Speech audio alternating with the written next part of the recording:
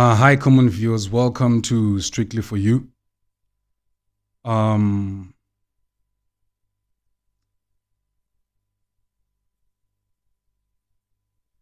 I had an incident while visiting an old friend of mine at our previous workplace. So, this friend of mine has a female colleague.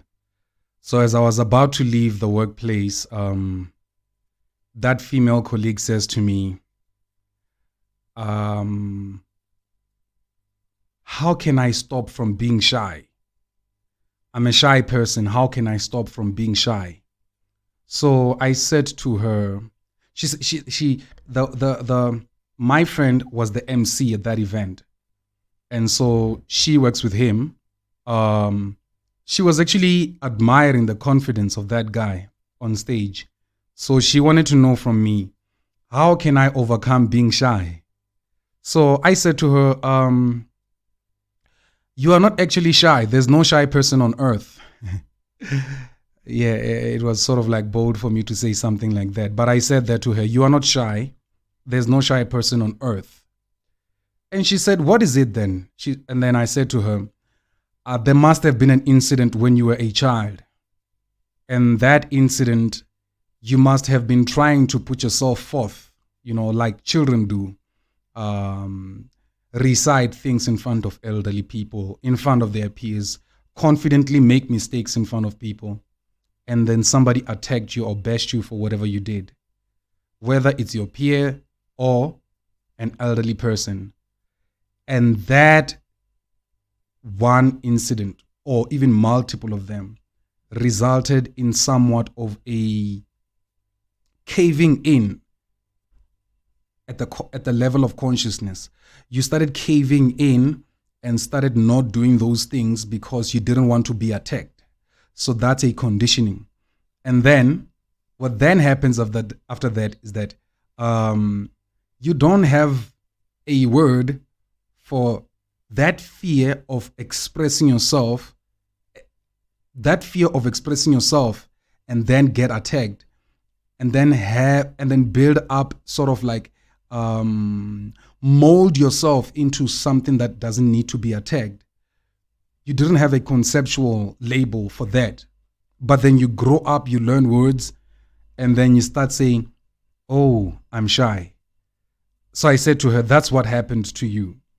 She's like, what? I'm like, yeah, just think about it. Go back in time as much as you can. You'll come across such an encounter. Even if it's not the exact same, but something like that.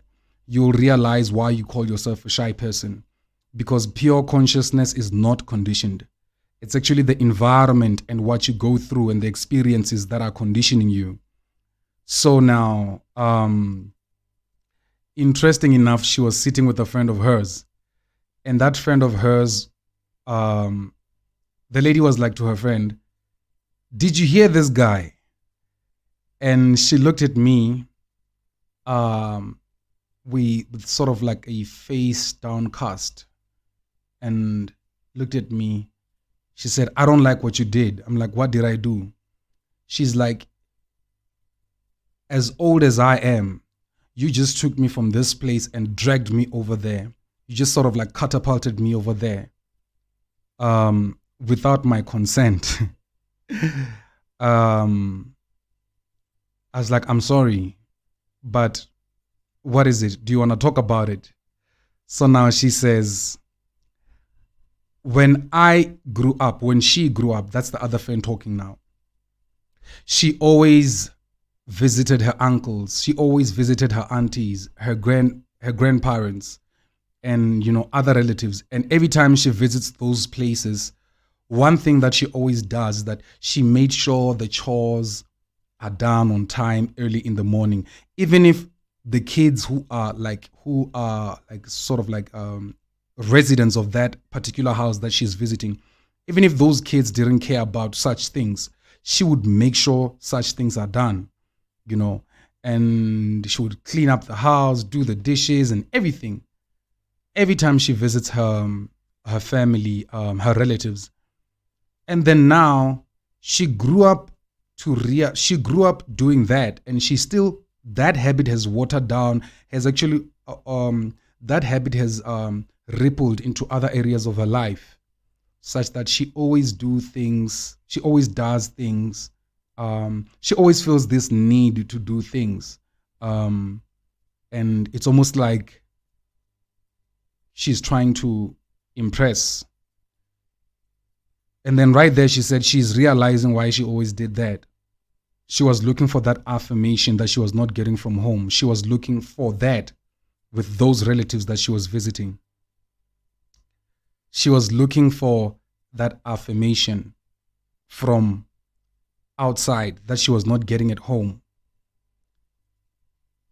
You see, that affirmation that she was not getting from home, it created a condition of which, when she reacted to, when that event happened and then she reacted to that, that built, that molded out of her consciousness this personality of a person who tries to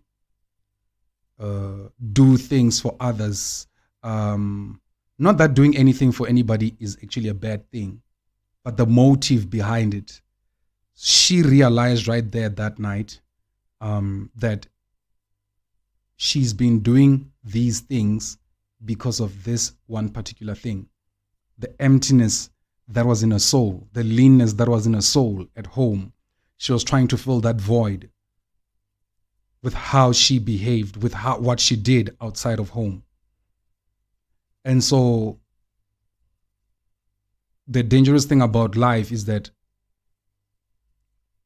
people go through these things and then go around saying, oh, I am this, I am that, I am this, I am that.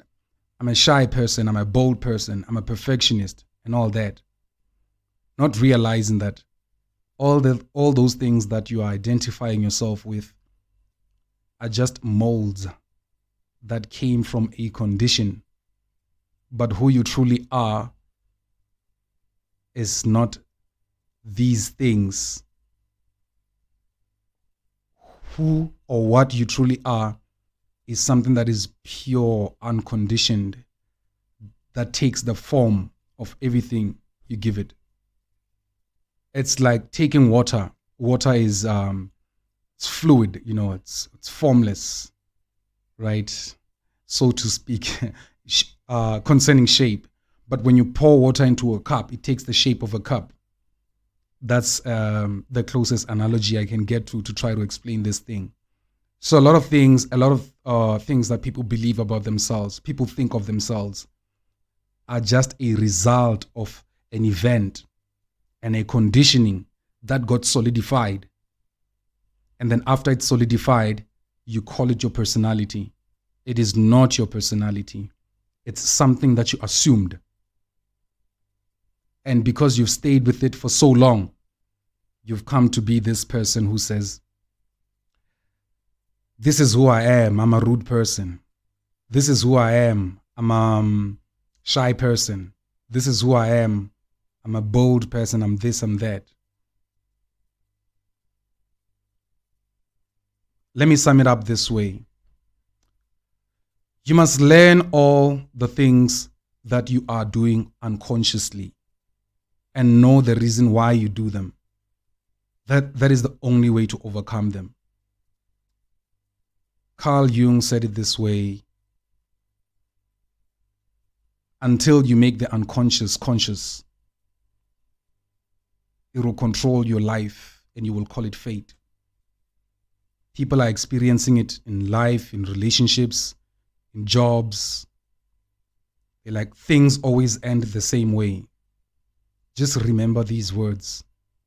If you couldn't take anything from everything I said, just remember these words. Until you make the unconscious conscious, it will control your life and you will call it fate. Thank you.